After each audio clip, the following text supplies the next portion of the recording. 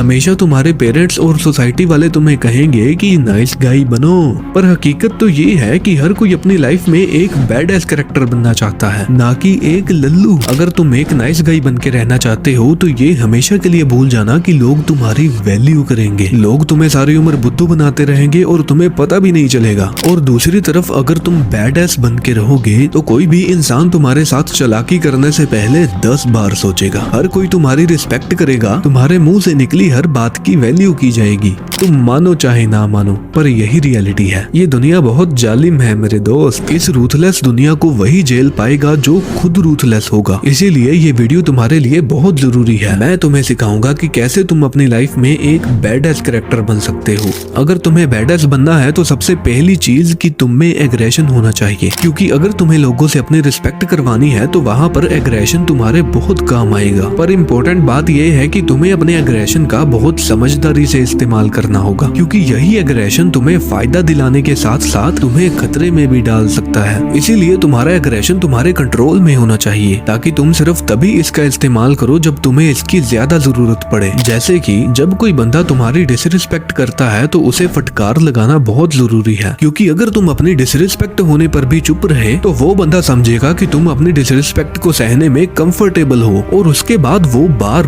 बार तुम्हारी डिसरिस्पेक्ट करेगा और तुम्हारी रेपुटेशन की धज्जियां उड़ जाएंगी। इससे बेहतर यही होगा कि तुम पहली बार में ही उसे कह दो कि भाई मजाक तक तो ठीक है, पर अगर तुमने मेरी डिसरिस्पेक्ट करने की कोशिश की तो वो मैं सहन नहीं करूंगा। ऐसा कहने पर उस बंदे को एक आइडिया लग जाएगा कि तुम्हें अच्छा नहीं लगता अगर तुम्हारी कोई डिसरिस्पेक्ट करे, तो आगे से वो बंदा तुम्हारी डिसरिस्पेक्ट करने से पहले 10 बार सोचेगा। पर फिर भी अगर वो दोबारा तुम्हारी डिसरिस्पेक्ट करे तो समझो वक्त आ गया है कि तुम उसे अपने रूथलेस एग्रेशन से सामना करवाओ। मैं लोनलीनेस की बात नहीं कर रहा। लोनलीनेस का मतलब अकेले रहने का दर्द। मैं सोलिट्यूड की बात कर रहा हूँ। सोलिट्यूड का मतलब अकेले होकर भी खुश रहना। अगर तुम अपनी खुद की कंपनी को एंजॉय करना सीख गए तो तुम्हें कोई भी छोड़ के चला जाए तुम्हें घंटा फर्क नहीं पड़ेगा। तुम्हारा यही आई डोंट केयर वाला एटीट्यूड तुम्हें एक बैड एस कैरेक्टर बनाएगा। अपने अंदर कॉन्फिडेंस बिल्ड करो। पहला तरीका है जिम जाओ, अपनी बॉडी शेप को बेहतर बनाओ। जब तुम बाकी लोगों से बेहतर दिखोगे तो ऑटोमेटिकली तुम्हारे अंदर कॉन्फिडेंस आ जाएगा। अगर तुम्हारी बॉडी शेप अच्छी होगी तो तुम्हें देखने वाले को ऐसा प्रोजेक्ट होगा कि हाँ ये बंदा अपनी बॉडी का ध्यान रखता है, क्योंकि ये बंदा अपने आप की रिस्पेक्ट करता है, और ऐसा समझते हुए बाकी लोग भी तुम्हारी रिस्पेक्ट करेंगे। मैं जब ऐसे से ऐसा हुआ तो भाई मैं कसम से बता रहा हूँ मेरा कॉन्फिडेंस 10 गुना बढ़ गया। दूसरा तरीका है कि तुम कोई फाइटिंग स्किल सीख लो, इससे भी तुम्हारा कॉन्फिडेंस बहुत ज्यादा बूस्ट होगा। और तीसरा तरीका है कि तुम उन लोगों के साथ दोस्ती कर लो जिनमें ऑलरेडी बहुत सारा कॉन्फिडेंस है। और सबसे बेस्ट तरीका है अपने कॉन्फिडेंस को बढ़ाने का DDB मेथड, जो कि हमारे कॉन्फिडेंस की जड़ है। द DB मेथड को सीखने के लिए तुम मेरी इस वाली वीडियो को देख लेना। तुम्हारे दिल में जो भी बात होती है उसे मुंह पे बोला करो।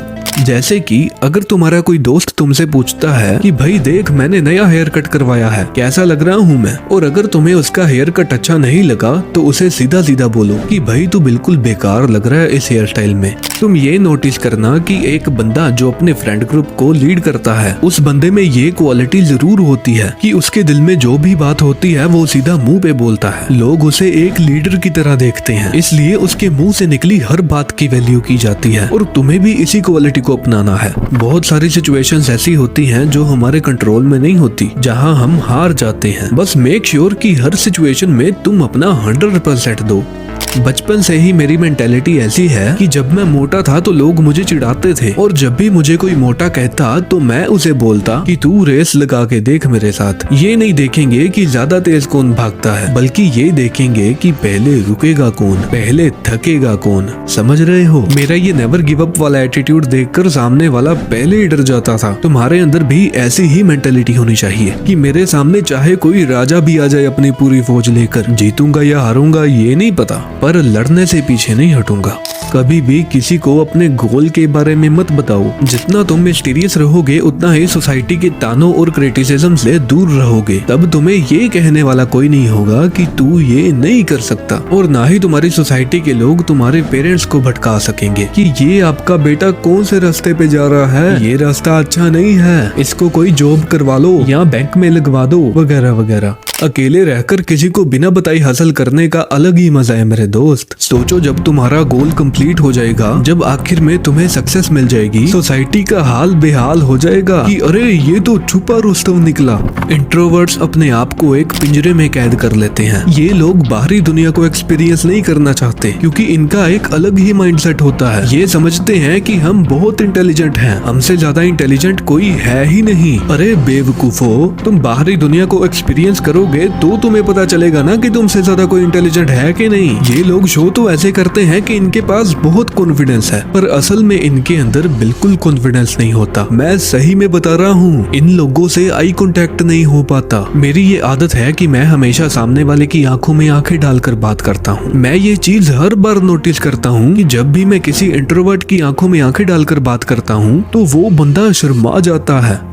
देखो कैसा जमाना आ गया है कि एक बंदा बंदे के साथ ही आई कांटेक्ट करने में शर्मा जाता है। दूसरी तरफ वो लोग जो बाहरी दुनिया को एक्सपीरियंस करते हैं, बाहर घूमने जाते हैं, अलग अलग लोगों के साथ मिलते हैं, अपने दोस्तों के दोस्तों को भी अपना दोस्त बनाते हैं, ऐसे लोगों में कॉन्फिडेंस कैसे नहीं होगा। इसलिए अगर तुम एक इंट्रोवर्ट हो तो एक लल्लू की तरह जीना छोड़ो। तुम ऐसे लोगों के साथ दोस्ती कर लो जो एक्सट्रोवर्ट हैं, उनके साथ घूमो फिरो, नए नए लोगों से बात करो और उनके साथ मजे करो। अब आप में से कुछ ऐसे भी लोग होंगे जो कहेंगे कि भाई हमें मजे नहीं करने, हमें अपनी लाइफ में आगे बढ़ना है, हमें अपने गोल को अचीव करना है। उनको मैं कहना चाहूंगा कि पहली बात तो ये कि अपने दोस्तों के साथ मजे करना कोई बुरी बात नहीं है, और दूसरी बात ये कि अगर तुम अपने काम को टाइम देते हो, अपने हार्डवर्क को टाइम देते हो, तो ये भी उतना ही इम्पोर्टेंट है कि तुम अपनी एंजॉयमेंट के लिए भी टाइम निकालो। अपने दोस्तों के साथ अच्छी अच्छी मेमोरीज बनाओ, घूमो फिरो, अपना कॉन्फिडेंस बढ़ाओ, अपनी वैल्यू बढ़ाओ, क्योंकि यही तो टाइम है।